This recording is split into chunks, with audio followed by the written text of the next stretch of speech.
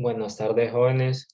Les saludo el profesor Denis Zelaya en lo que es la cuarta clase de la asignatura de filosofía para bachillerato de administración de empresas, contaduría y finanzas de décimo, ¿verdad? Como ustedes saben, pues en las clases anteriores ya hemos desarrollado lo que son 3 unidades.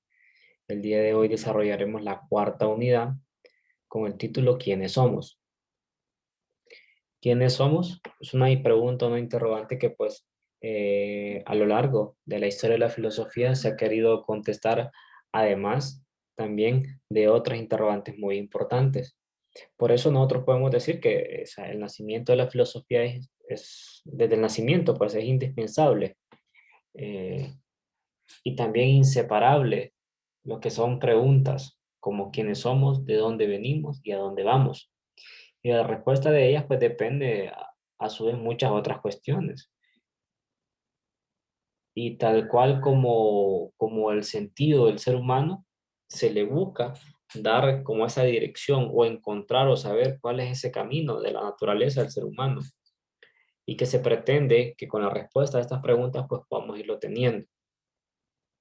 Y también lo que nos hace diferente o lo que nos distingue de otros seres humanos, ¿verdad? Recuerden que en la naturaleza pues hay muchos seres humanos, hay muchos seres, perdón, seres vivos, corrijo, hay muchos seres vivos, pero dentro de los seres vivos, la especie que predomina y que sobresale de las demás somos los seres humanos.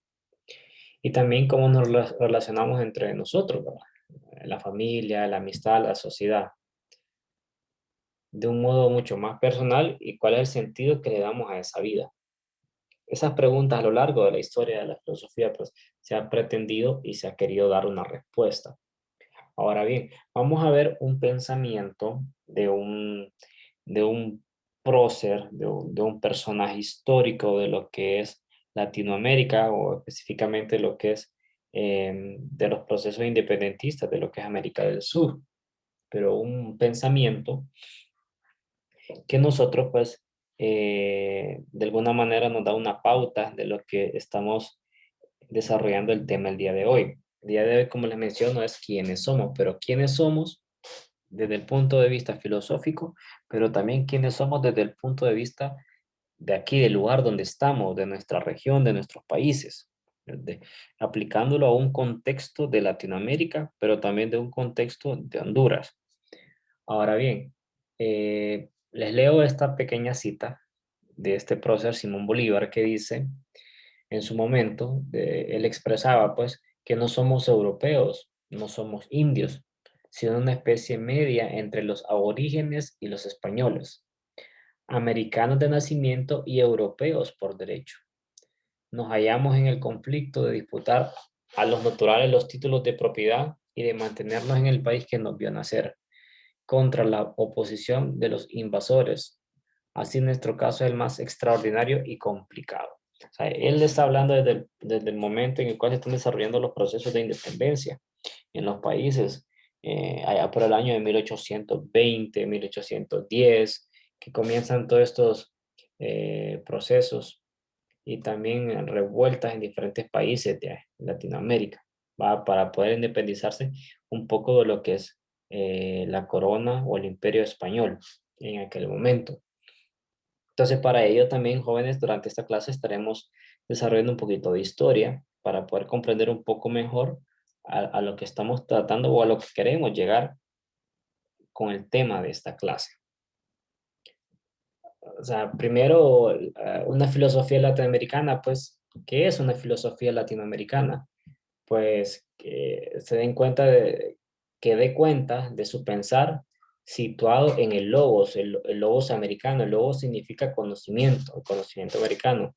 Debe incorporar medios expresivos de aprehensión de la realidad como las imágenes, metáforas y símbolos en su retorno a los elementos de la cosmovisivos inherentes a la naturaleza humana, que sirven y son necesarios a la vez para plantearse una concepción generalizada del mundo, más allá de los conceptos teóricamente elaborados y sistemáticos.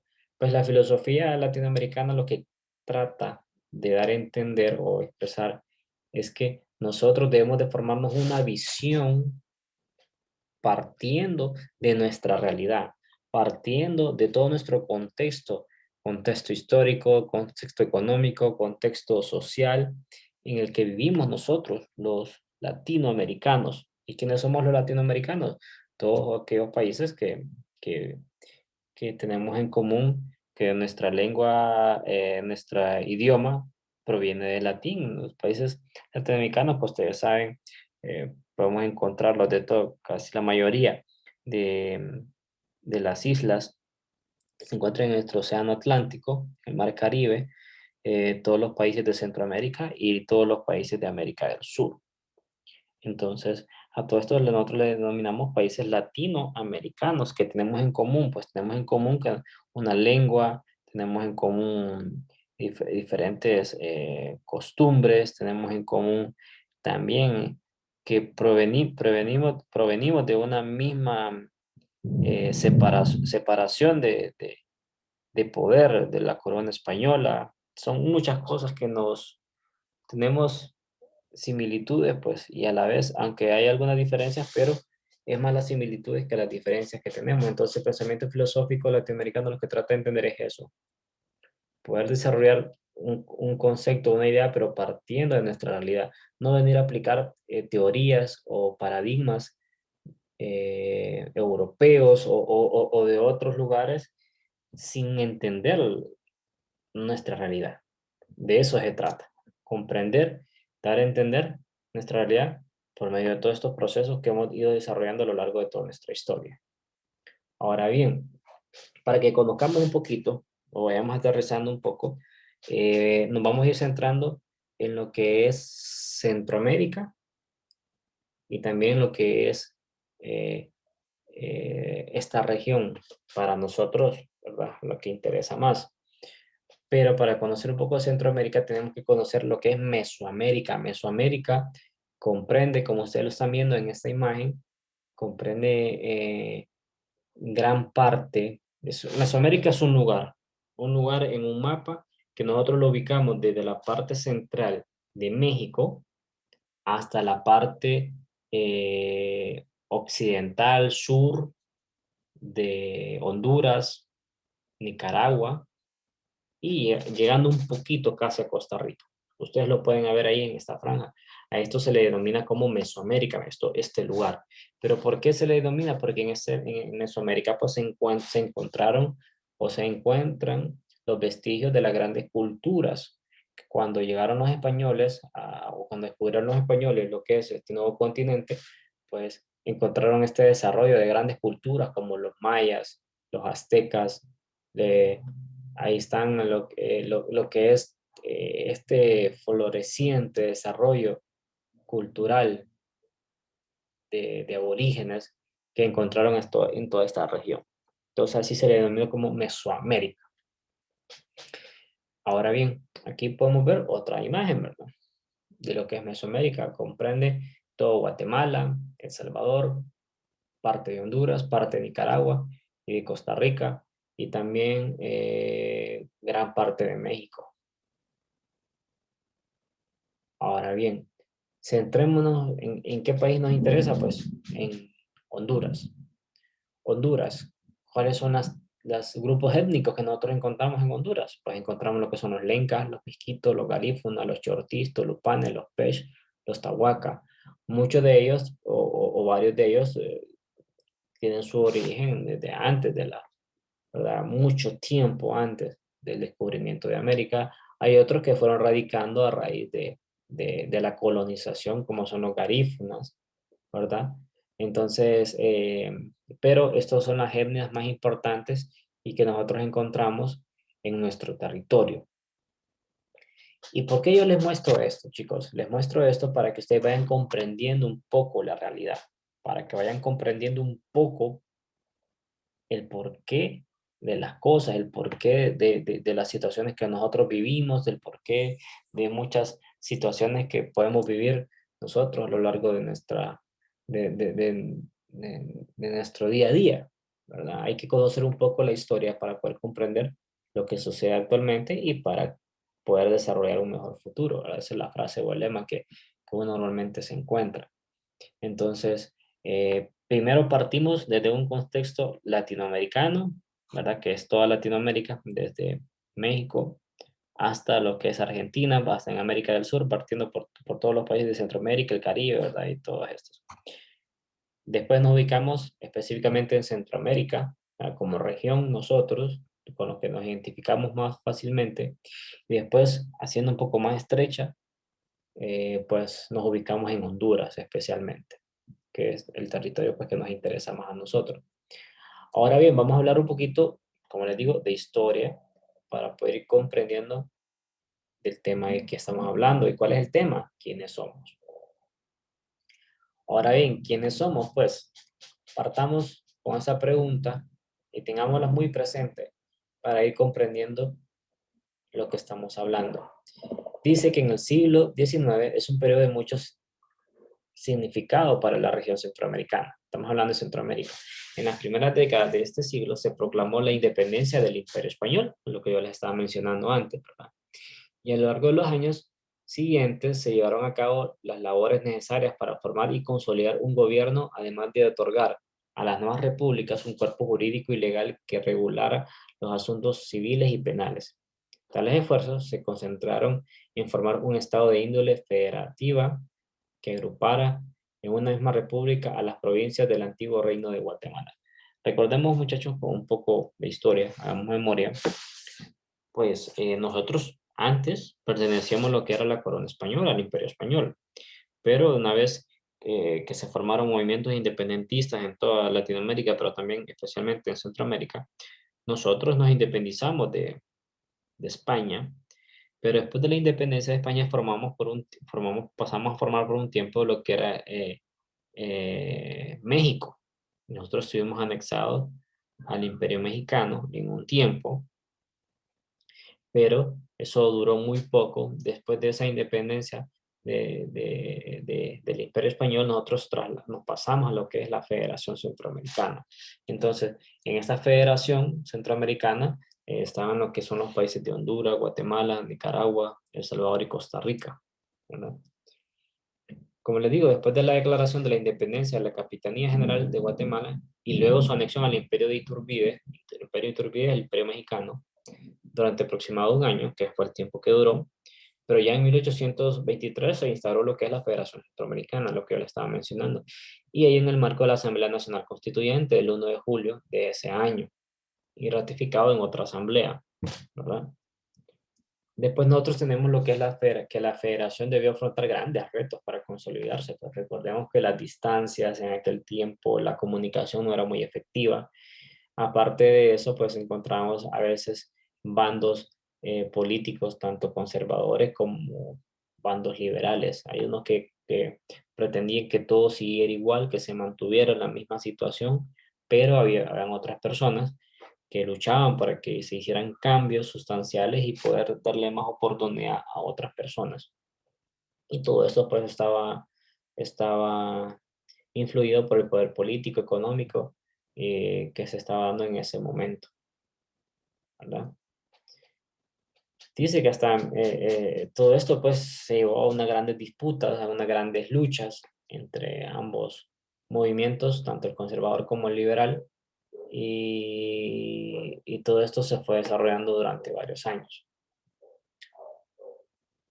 Después llegó un momento en el cual pues, la federación se desintegró, ya no se pudo seguir, pero dice que durante casi 14 años de vigencia de la Federación Centroamericana, los intelectuales de la región promulgaron el pensamiento unionista, pues, que debía primar para el éxito de la federación, principalmente porque los 5 estados podrían alcanzar un mayor éxito económico y comercial a nivel mundial. Ese era el pensamiento que se tenía, que en aquella época que los países centroamericanos, los 5 que les mencioné yo anteriormente, podrían alcanzar un mejor desarrollo y un mejor estatus a nivel mundial si permanecían unidos. Separados, muy difícil, pero unidos sí podrían alcanzar ese objetivo.